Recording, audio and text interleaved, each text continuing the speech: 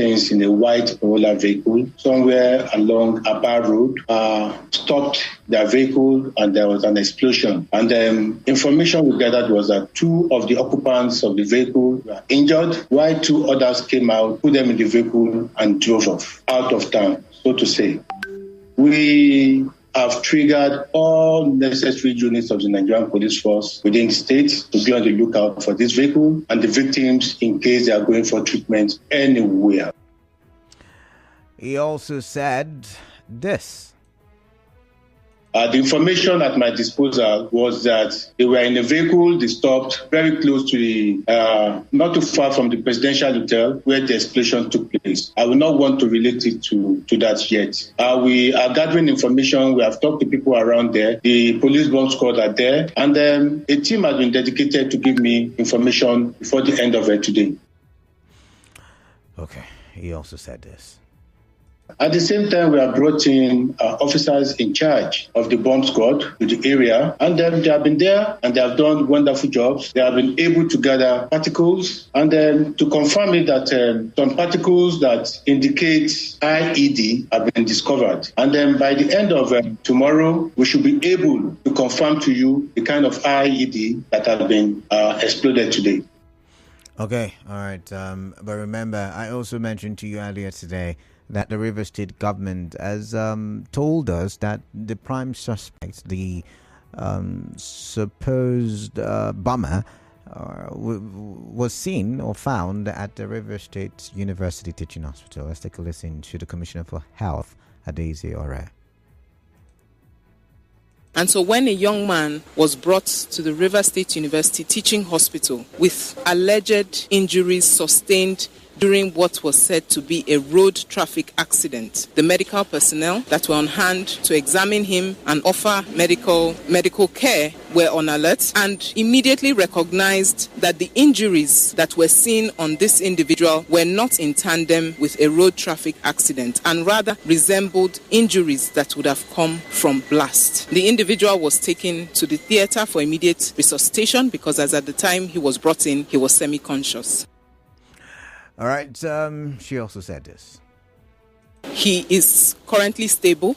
We are working in tandem with the Rivers State Police Command, and so the hospital has been fully secured. The premises and the perimeter have been fully secured. The patient is undergoing current medical treatment. He is stable, and the police is doing their own part with carrying out the necessary investigations. All right, but then again, the reason why I've taken this, as my emergency topic is because somebody called during the big stories segment and said, "What if the person was there to attack the pro-Wike protesters or who were, there at the Hotel Presidential?" Now, remember, the argument yesterday, or some of the insinuations from yesterday, was that the bomber must or may have been a part of the people who were marching on the streets of Port Harcourt, to show support or in solidarity of Nyesom Wike, who was the FCT minister.